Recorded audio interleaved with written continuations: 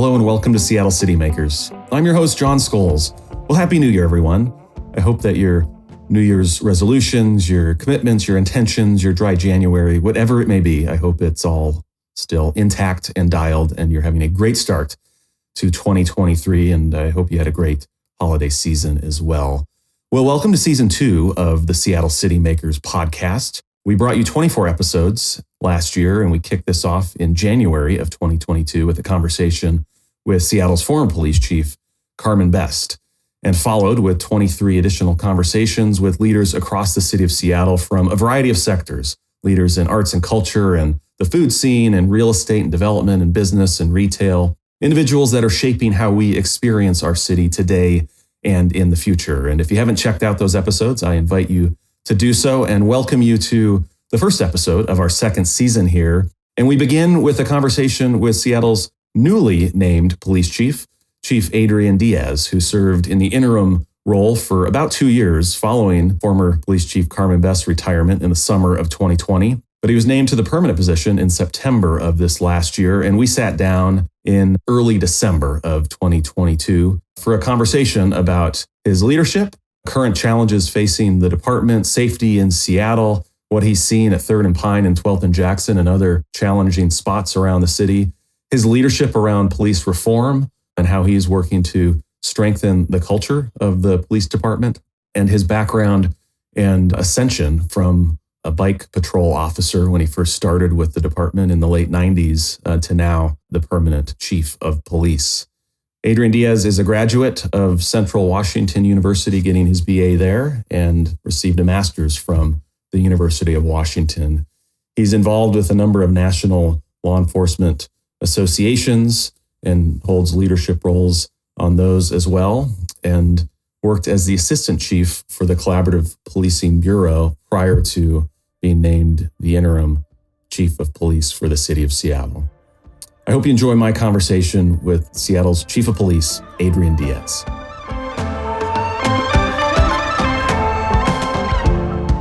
Well, thanks for making time for this. I know you're a busy guy. No, not at all. It was good to see you last Friday at the tree lighting. Yeah. Thanks for being down there with a lot of your officers for a peaceful and festive night downtown. Did you have a good rest of your holiday weekend? Actually, I spent the weekend downtown as well, so I was able to be out on Saturday as well, doing a little bit of shopping and just seeing all the people actually spending some money in Seattle. We like that. Yeah. Were you shopping for yourself or for others? Well, both. So I can't just ignore myself, but I was able to do a little bit of shopping for both. So Awesome. Well, again, thanks for making time for this. I know your days are busy. That's kind of where I wanted to start. There's probably not a typical day for a chief of police, but what is a typical day if you have a typical day for a chief of police of a big city in this country? Like, what was yesterday? So usually what I do is I come in, I actually hit a couple different areas of the city. So when I drive in, I actually look at 12th and Jackson and I look at 3rd and Pine, just to get an understanding of just the climate, how many people are out, what's going on, is it clean, is it not clean? Do I have to adjust resources? Because those are some of the biggest areas that we've had issues over this last year.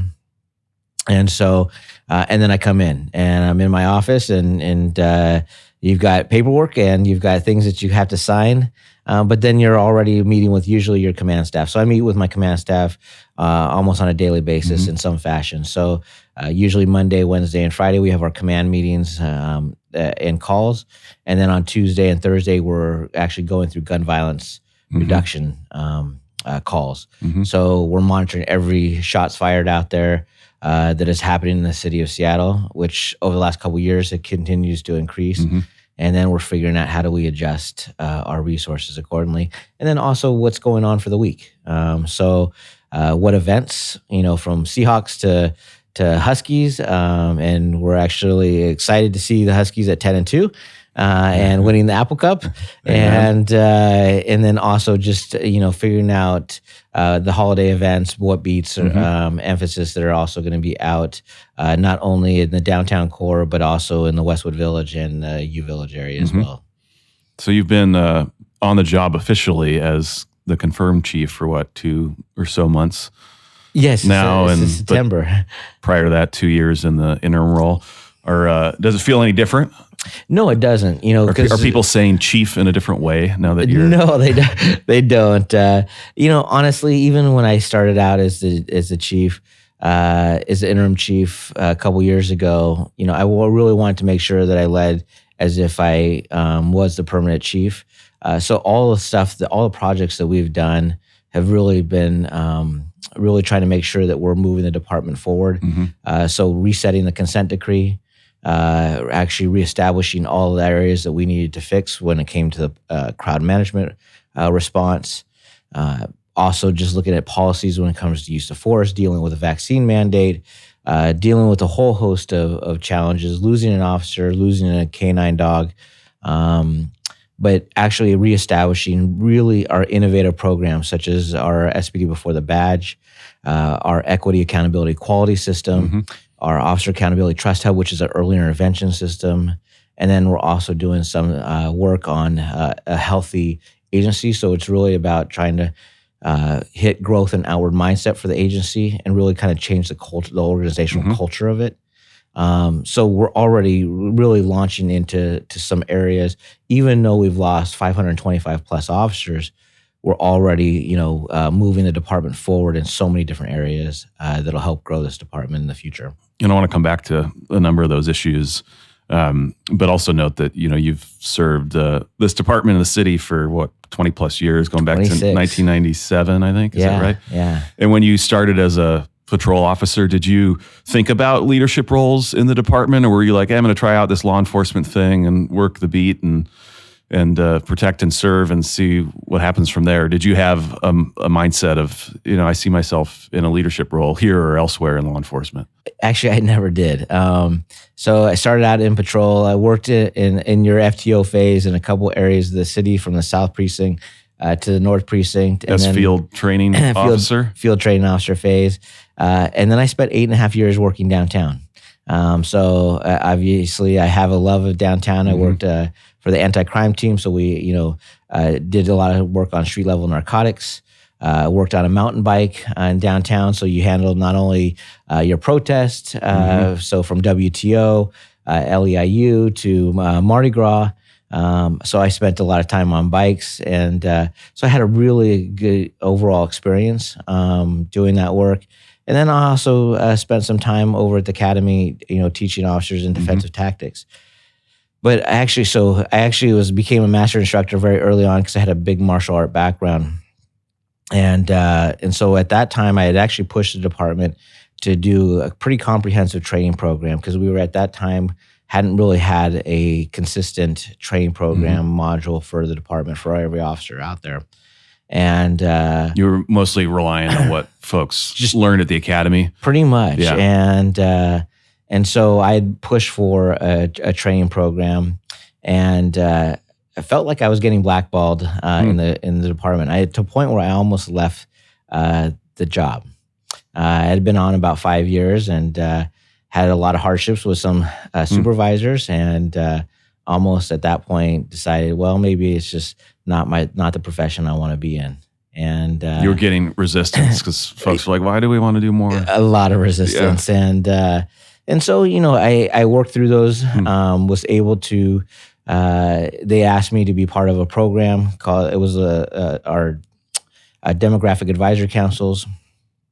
I started doing that work. I was actually assigned to a deputy chief at that time, who was Chief Diaz, no relation. And we actually built up a good relationship, a good mentorship. And I learned a lot from him, and learned a lot from Gil Kurlikowski, who was the chief at the time. And then I actually got assigned to work in the gang unit, working on youth violence prevention issues. And during that time, Chief Best actually was the lieutenant that came to the gang unit. And so I literally, just by happen chance, have been able to have the privilege of working with and being mentored by some of the department's leadership. And when Chief Best and I connected, we just really hit it off and developed a good relationship and partnership. And so as she moved up, I moved up. And then it really kind of dawned on me that at some point, honestly, I just thought about moving up into leadership positions, never thinking I was going to be the chief. And when she became the chief, then I thought, okay, maybe there is a chance that I could seek out the top job. And then obviously when she made me assistant chief, she made me a deputy chief for 1 month. And I was thinking I was going to be a deputy chief for a couple years before she would leave. And that was during the riot situations that we were experiencing. Summer 2020. Summer 2020. And she, all of a sudden she goes, okay, I think I'm going to be retiring and you need to step up. And so I took on that role, and you had a little bit of a heads up before she made her public announcement. Oh yeah, just a little bit of heads up. But honestly, she had to work with at that time Mayor Durkin to see if Mayor Durkin even wanted me to serve in that position, and that's when the mayor asked me to serve as the interim chief, and 2.5 years later, this is where we're at.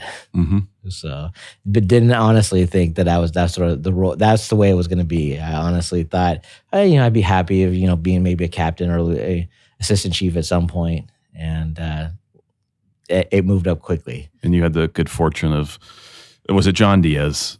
Yeah. So sort of being surrounded by and mentored by and connected to 3 individuals that served as chief of the department and important to your trajectory. Yeah. So, and you just never know, how that happens. I actually went through some leadership trainings and actually had been mentored by several chiefs across the country, really positive chiefs from Chief Acevedo, who led Austin for 9 years, in Houston, and now is in Aurora, Colorado. And so I've had some just different people that have helped guide me. And really, honestly, so I'm really big on mentorship and really trying to figure out how do we cultivate our younger people into leadership positions and eventually get them into a position where maybe they do want to seek to be the chief of police. Do you have a good network now of other chiefs of big city departments that you lean on and compare notes with? And are the notes you're comparing similar ones to what we're facing and dealing with here in Seattle? All the time. In fact, so I'm on the International Association of Chiefs of the Police board. It's about 31,000 members. There's about 30 of us on the board. So you get to know all size agencies, leadership. You're talking with them on a routine basis, from staffing issues to crime issues, violent crime issues, shootings, robberies, sexual assaults. So a lot of our agencies are all seeing the same challenges across the country. And not only that, I just got put on the Police Executive Research Board, which is really kind of a research think tank. So there's, I'm actually the treasurer, or the secretary, I should say treasurer of the board. And we were just on a call yesterday with the 2 generals from the Ukraine National Police Department, because they're struggling with just having warm clothes and having, they're coming into the winter months and just there no electricity. They're struggling with radios systems, and so it's just understanding what the challenges they're facing. And actually, one of the things that they're facing is challenging and investigating homicides. And because they're in a war-torn country, they're also getting a lot of looting and all sorts of other crimes. And it's not much different than the challenges that we're facing. And so it's actually interesting to have that dialogue with a country that's in a level of war-torn issues. And so right now we are communicating on a routine basis. And then also you have, as part of the Major City Chiefs Association, there's like a group of us that literally get together on a routine basis and talk all the time. Good friendships that we've built, and honestly, you really lean on them for when you have a challenging issue. So yeah, those peer networks I know are important, especially in the tough times. How would you assess and describe morale today in the department relative to a year ago? Well, for even 2 years ago, where you lose a precinct, and many of the officers had belongings still left in the precinct during that time, I at that time we had to put a fence around the East Precinct, and officers at that time really felt kind of like they really struggled with that, because it really kind of puts this barrier between you and the community. Yeah. And we did and barricades around the west downtown, right? And we had to do the same thing at the West Precinct as well. And so you also at that time had discussions of a 50% reduction in staffing. And officers started leaving, so you had people that lost their friends to other agencies or to leaving the profession in general. And so about a year after that barricade had gone up around the precinct, we'd already taken the West Precinct down. But then you started to realize that people kind of relied on that barricade because it felt a level of safety. And so one of the things I had to do was put a fence, remove the barrier, but put a fence right up to the wall, still to provide that level of security. And then a couple months later, I was able to take that fence down and had plexiglass around the windows and do some other security improvements. But it was almost like there was like a level of psychology that was built into that because people wanted to feel like, okay, I still need to feel safe and secure into the precinct. And so as a whole, we've literally had to kind of really rebuild not rebuild our wellness, really develop our wellness programs throughout the department because we know a healthy officer will create healthy outcomes in the community. And so this year, we've actually brought in 3 dogs. We have 3 wellness dogs. So the 2 of them that are attending precincts roll calls routinely. We have 1 that works in an investigation side. We have psychologists within some of our investigation sides because the types of cases that they're investigating can be more of a therapy dog, not a dog out there chasing. No, it is literally a wellness dog. No kidding. And we've actually trained one of our horses to be a wellness horse. So we've actually done quite a bit, and we've actually brought in psychologists to be able to be within the precincts, especially when you had the loss of one of our officers. We actually, during that first week, had 5 different psychologists within each of the precincts just to be there for the officers that could have, were struggling because they lost a friend. And now, and even in our indoor budget cycle, we actually put in a command level position that's really going to focus on wellness. And I'm hoping to get some sort of, maybe clinical psychologist to really help develop, what the future of wellness looks like in police agencies.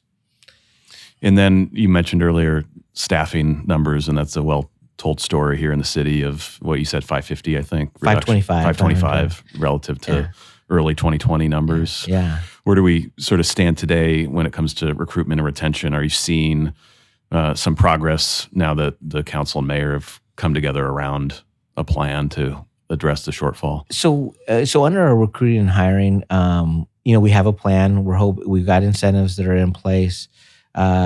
We haven't had an influx of people applying for the job, and there's still a little bit of hesitation, just in general for just the city. But the applicants that we're getting are top notch. I mean, over 51% are people of color. Many of them with masters, bachelor's and master's degrees, coming from all sorts of different backgrounds. Some literally born in other countries, so have language skills that we can utilize and be able to build bridges with our community. So the type of applicant that we have are really, really good applicants. But we just need to see more of it. When you look at the fire department, and how many people are applying for their tests, a lot, right? It is a lot. Right. And Chief Scott a couple weeks ago, and I want to see those numbers. Yeah. So what do you attribute that to? I mean, they're in the same labor market as you are, and I mean, do you assign the difference there to what we saw in 2020, and we need to defund the police and this and that? And well, I think there's a lot of reasons. So you have everyone loves a firefighter, and they're not doing a job where you can actually take somebody's freedom. And so there's a lot of scrutiny, and when you have a job in the police department where literally, you are potentially taking somebody's freedom, it's to the point where you might have to take somebody's life, and it's a huge level of authority, and there's a huge level of accountability behind that. And nowadays, sometimes people might not want that scrutiny in as a profession.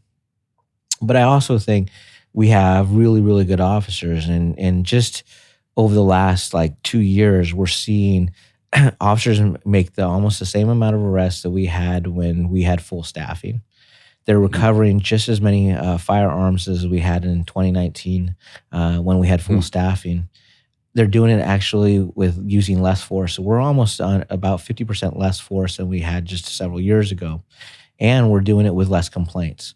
And so as a chief, you're looking at those markers and saying, look, we're going out and still doing really good police work. We're still going out and recovering guns, which are, obviously, create a lot of fear in our community, but they're doing it with less force and they're doing it with less complaints. Do you feel like that storyline is understood in this city right now? I don't think that is, and I think that, everyone has a lot of eyes on the police department to really try to figure out, holding accountability. But sometimes people just don't look at those numbers and they don't actually analyze and say, look, our officers are really doing really good work. They're putting tourniquets and chest seals on people, saving lives every day. And you really want to get people to understand that this job is really about service. It's really about helping people. And I think sometimes that's lost. It's lost in the idea that, really it's like, we've got to hold them, police department accountable. We are holding the department accountable. We're holding officers accountable every single day. And so you want to have them to have the ability to do their job. They want to do it in a safe manner and also not be have such scrutiny that they could, lose their job just because of public scrutiny. You want to, if you have them lose their job, it's because they actually done something wrong and malicious. And so that's really what you got to have the public be able to see, because that's what's going to draw people into this job again. A commitment to service, commitment to helping people. Not a problem on accountability. Officers have no problem on accountability. They just don't want to have such scrutiny that in the public opinion that they should be losing their job, even though they've done in the job in the right manner. A fair and transparent framework of what's expected. Exactly. And so you've talked about, paying much more closer attention to the psychological well-being of officers, and then hiring officers that better reflect the diversity of the community. Are there other areas of reform that are priorities to you? Those seem like really meaningful and important ones to addressing some of the challenges we've seen, not just in policing and law enforcement in this community, but across the country. So, one of the things that we built over the last couple of months, we actually built it over the last year, which is our SBD Before the Badge. It's part of our relational policing initiative that I launched earlier this year. And what that does is, if you talk to agencies such as like London and Netherlands and Peru and a bunch of international countries, typically their academies are 1 year to 3 years long, and many of those agencies don't give them a gun to do their job. And in American policing, our academy is 4.5 months, and we give them a gun, hoping for a better outcome. And that's not, you're not going to get that better outcome because we're giving them less training. And so, one of the things that I really wanted to do, that I had spent a lot of time, working with schools, working with youth, many youth that were experiencing trauma. And so through that experience and working youth violence prevention work, I had said, look, we need to have a training program that actually focused on social emotional learning, brain development, trauma-informed practices, listening to community members about the issues that plague their community, even issues that police have caused in their community. But also doing it in a manner where we're actually building resiliency of an officer, doing it through a wellness component. And so it's a 45-day program where we actually bring in all recruits prior to the academy. And we spend time with them literally going through a variety of different modules, training modules, but also listening and learning and talking with community members. The idea is that when you get to the academy, people are talking in the academy we want to teach people to be guardians and not warriors. And this is the state academy that every officer throughout Washington's going through, right? Exactly. Yeah. And so, it's a great concept, but you're still grading people on shooting, you're still grading people on DT, you're still grading people on driving and constitutional law. So the technical aspects of doing the job. But you're not grading people on how to build relationships, how to build connection. So really by infusing it on the front end and then balancing it out with the work that they're doing in the academy and then reiterating in what we call the post basic law enforcement academy. So when they graduated, really reiterating those principles, it really gives an officer a more well-rounded experience that will hopefully help really build this positive level of culture, organizational culture.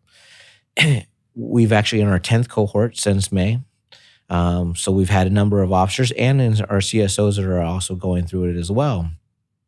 But what that is doing is literally going to be changing the whole aspect of what policing looks like. So if I'm hiring 100 plus officers every single year for the next 5-6 years, it's going to be 600-700 officers that have gone through this. That's over half the department right now that will have actually infused this level of culture change. And so to us, I think this is a game changer. I think, right now, when you look across the country, no police department is doing this. And I feel like this is really a cutting edge level of work that is so needed. And it really is about making sure that the officer is really healthy from the start of their career to the end of their career. And, after a while, after what you see every single day, it can wear on you. And that's the reason why sometimes you get that level of disgruntledness. And an officer is dealing with not only what they see, but they're also dealing with the politics of the job as well. And so it's really about making sure that officer has all the supports that we can offer and give to them throughout their whole career, but at the very front end as well. And I imagine you're going to be able to measure that cohort against sort of the control group of, use of force and complaints, et cetera. What's the effect that this additional training and engagement is having and support that you're providing is having, right? That's exactly what we're hoping for. Yeah. So we've actually are bringing in a researcher to be able to do not only a process evaluation, but then eventually an evaluation of the program. But we want to make sure that what we're doing has some roots in evidence-based programming. But we also know that we're actually infusing some of this training in actual current in-service officers as well, because it's not just putting them at the front end and just giving them just that group the training. We're actually taking some of the courses and actually putting it into our in-service training as well. So if you've been here a number of years, exactly, you're going to get the opportunity. Exactly. And then you're going to be able to go brag about all the results with your peers at those meetings and boards that you serve on. We'll see. I hope that's the way it is. But honestly, I really just want to make sure that the people in our community actually feel the positive impacts of that work. So, I think when you look at the end of my, during my tenure as a chief, really, I just want people to be able to say, the officers are they're compassionate, they're empathetic in everything that they do. They treat me right, and they've listened to me. And I think that's where I've already seen that change. I've already seen, how, all the reports that I'm getting back, and people are just saying everyone has just been so gracious and stuff. So I think that we're on the right path, but it's still going to take a lot of time to really infuse this throughout the department. Is that a big cultural shift, not just in this department, but in the profession generally, where sort of attention to your emotional well-being and the mental state of an officer, was that, I don't imagine those were conversations 30, 40 years ago, and maybe there's an expectation of, nope, just show up, do the job, be tough, Oh, yeah. Don't, right? And is that a shift you're seeing in other parts of the country and profession? 100%. So when I first came on, it was kind of that machismo culture of suck it up and deal with it. You're going to be all right. And then we developed a peer support program probably around about 23 years ago. And that was using officers to kind of debrief situations and diffuse situations with people that have gone through traumatic situations. And so that was kind of the first part of it. After an officer was involved in some a shooting or we've seen them in where they've responded to something that was really, really tragic. And so that was kind of the first, but it took a while for it to really take hold, because people were like, I don't know this program. I don't trust it. I don't, this might get me in trouble. Yeah, I could talk to officers, and then they what I say to them, was that going to be used in court? So there was a lot of real questions in that program, but it was kind of the start of what wellness could look like. And then about several years ago, that's when we saw more officer suicides.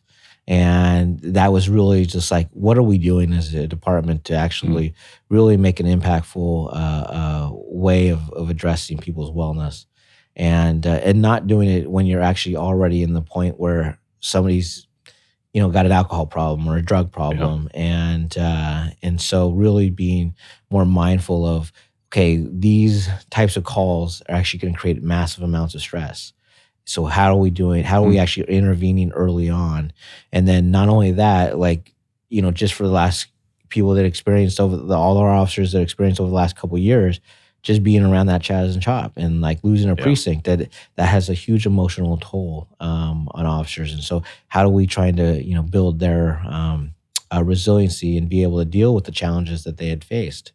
And so, I think now we're getting a lot more support from community. So officers are hearing good, positive vibes from the community, and that is honestly that's a huge thing for officers, just the morale. And I think to the very front end of the question is, I feel like just in the last several months, I've seen this huge change where where officers are joking and having fun, and they're when we bring them together for big special events, they're in a much better place. But we're still in a level of feeling like that low morale, because officers at the end of the day are working double shifts. 99% of our shifts are being augmented, so they're having to really they're tired, they're worn out, and really it's also trying to make sure that we bring in a bunch of officers into this department, the right officers, to really do the job to help them out. And they can only do it for so long before they become burnt out. And so really it's like we're in this crucial phase of trying to make sure that we have everything we can, not just a recruiting plan, but really finding ways that we can bring people in pretty quickly, like laterals. And the recruiting plan is part of it, but there are going to be other things that we're really going to have to focus on as well. One of the things you mentioned earlier that I didn't fully appreciate is, we talk about the loss of a lot of officers over the last 2 years, and we kind of think from a community perspective of, fewer folks out there to respond to crime and other incidents. But you maybe don't appreciate from the public side what that means for an organization of that's colleagues that aren't there anymore, mentors that aren't there anymore, relationships that, are broken within an organization when you take a bunch of people out that quickly. And maybe we don't fully appreciate that and the impact of culture and just, and morale and everything else when you've got so many folks that you have grown to lean on, work with, learn from that aren't there anymore. Well, almost 70% of the people that have left this year are retirements. So you're losing a lot of people with experience, and then you're bringing in order to, when you lose that experience, then you have to figure out where that person to replace them. But sometimes we have a very young department, and you're bringing them in with very little experience into areas where you had, say, a detective that had been in there 30 years in homicide, and now I've got somebody that's coming in maybe 5 or 6 years of experience, and they could do the job, but they're going to have a big learning curve, and so you really have to make sure that you're being mindful of every aspect of the department, how you move people, how you move personnel, because it's a good thing with having a young department. You really change culture, and you can do some front end loading stuff because I think this younger generation is really just responsive because they want to know what they're doing has meaning. And so you're trying to make sure that you do that, but you need that experience. And when you lose that, it's huge. It can be really tough for an agency, and the community feels it too, because sometimes you're having investigators that are trying to do the best they can, but they don't really have that real valuable experience, institutional knowledge that they need to really help solve some of the cases that I think can be challenging. So it's you have to think about all these different things as a chief, and as assistant chiefs, they're all constantly trying to figure out how they do this job better. Yeah, I imagine it puts even more pressure on your organizational systems, processes, practices to help kind of compensate for some of those challenges. And that's one of the things, the reason why we're actually doing a lot of investment in technology, trying to really, because the younger generation are such a tech, such a tech savvy population. And so, how can we actually utilize technology to make more efficiencies, but actually use it in a manner where it actually helps us solve crime? Because, if you think about more of a 30-year detective, they're kind of in the idea of like, give me an Excel sheet. I've operated on there, pen, paper, and I'm good. And now you have, we're pinging people on search warrants for phones, and we're doing, we're using technology. And we think about when, prior to when I came on, just really shortly time, we had officers that had 5-shot, 6-shot revolvers. And now we're in this AI technology. We're talking about drones. We're talking about driverless vehicles. The technology is really taking over. And so there's things that our younger population of officers are really going to be able to really spearhead. It's just, that building up over time.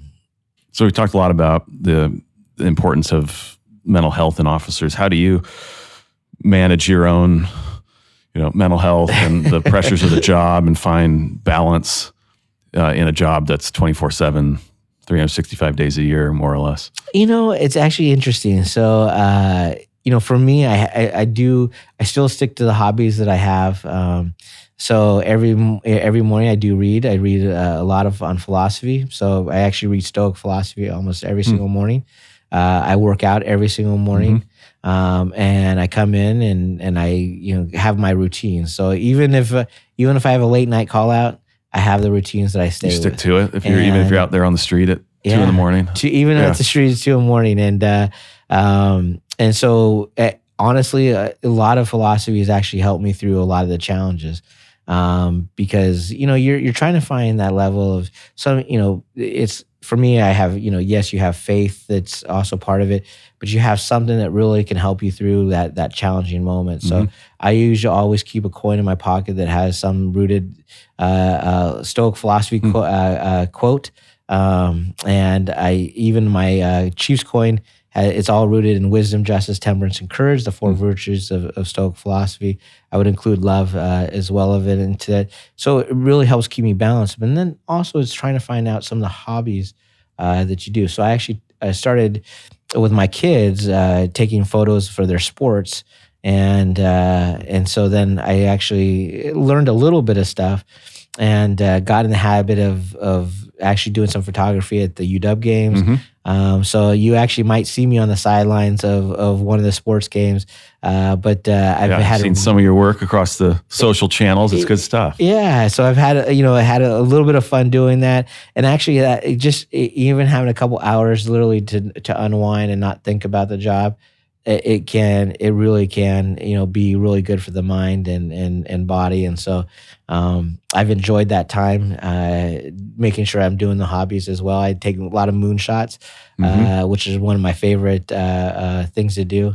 And, but right now, obviously the weather doesn't let me get a good moonshot for a while. So we'll see how the winter months hold up. So, you mentioned some good news to me on Friday when we were standing there, down on Pine Street about some of the crime trends in the city, and particularly violent crime. Where do we stand today relative to last year and last couple of months, and what do you attribute it to?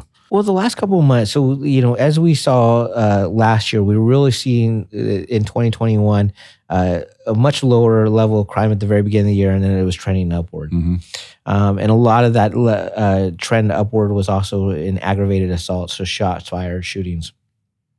And we started off this year at a very high level, and now we're actually seeing this downward trend. And it's hard. I try to take out crimes against property out, because we know that some people are not necessarily reporting property crime because of sometimes officers' response. It takes a long time to get there. But when it comes to violent crime, it's usually a good marker for us to actually evaluate. Number one, people are going to report shootings. They're going to report homicides. They're going to report robberies, and so that is a good marker for us. So the last couple of months, we've actually seen this downward trend in around about 17 to 20% of violent crime down. And so even our aggravated assaults, which typically are shots fired, that's actually in a downward trend. And This last month, in the peak of a summer, you could be at around 60, 70 shots fired. And now this month, we're in about 40 for the month of November. So that is the path that we're actually hoping to see and the continued trend that we see. And then also it's also allowing us to spend time at very specific locations, like 12th and Jackson and like 3rd and Pine, to really be able to have that visual presence. And we had at the very beginning of the year had a couple homicides in that location, and so we're actually seeing a little bit of change in behavior that we're not seeing. It's not fully perfect, but we are seeing a goodward trend. People are saying that one of the things that we're enjoy hearing is that people feel like it feels a little bit safer to walk around the community. But we're also still seeing fentanyl as becoming an issue, and we've had our detectives and our task force officers really doing a lot of good investigations. It's led us to a couple of really the cartels that have been pulling up fentanyl into the Seattle area. We've, just in that, and just in one of the cases that we ended up doing over a period of time, it was like about 440,000 pills of fentanyl, 110 guns. And so, the detectives are really trying to make sure we're partnering with the feds to really help us leverage our resources, because we're down, officers, but the work is getting done. And in the last couple of years, we're recovering just as many fentanyls that could kill this entire city. And fentanyl pills, and really, like, you could easily say, like, we're just going to focus on 911 response, and we have been, but we cannot lose sight of what's also impacting our community. And by continuing to take guns off the street, by continuing to take fentanyl pills off the street, we're hoping that actually shows a level of a little bit of clear public safety issues being addressed in that downtown core. Yeah, address the supply side too. I saw some of the news coverage on the collaboration with the folks at the federal level a month or so ago, and some of the major seizing of drugs and guns and money, as you noted, that won't hit the streets of 3rd and Pine or 12th and Jackson or other parts of the city. So, and if you think about just a couple years ago, we recovered just a couple hundred fentanyl pills, and now we're close into the million fentanyl pills. But back then, it was running. You could run a pill for $15 a pill. Now you're looking at $1 to $2 a pill. So you can just imagine just how much pills are coming into this system. I was talking to a chief that's right on the border in California, and they're running 15 to 25 cents a pill. And so it's just this huge influx of it, and then that's the reason why we've seen overdoses increase in the King County area. And we really have to figure out, how to make sure that we have good laws on the books, because honestly, sometimes enforcement actually will help save people's lives. But we also need to make sure that we're investing in good treatment and good diversion resources as well. And so that way we're not seeing the increase in overdose deaths. Yeah. Well, we conclude our podcast with the question, Chief, of what's your perfect Saturday in the Seattle area? Do you have an itinerary? Actually, it's a nice sunny day that we see people out and about, and especially in the downtown core, people doing shopping, people enjoying the Pike Place Market. Actually, yesterday, or actually maybe 2 days ago, I was actually doing a walk with the Pike Place Market staff. And, we want to make sure that, people are having fun and enjoying themselves. We want to see Alki being utilized. We want to see Golden Yards. For me, what's your day? Honestly, for me, during my weekends, usually I spend time with my kids. I'm able to actually enjoy some of their sports. My kids play football, soccer, baseball. And so every single weekend, there's usually some sort of sport that is going on. But you behind the camera? I usually am behind the camera, enjoying the photography. And I really just do that just so I don't yell at my kids and tell them how to play the sport. You're following the good parent behavior. Don't I'm coach trying. from the. I'm trying. That's actually how I got into photography, was literally just to make sure I wasn't. I go, okay, I can't yell at them when I'm behind the camera. So, but honestly, you just want to make sure you spend time with the family.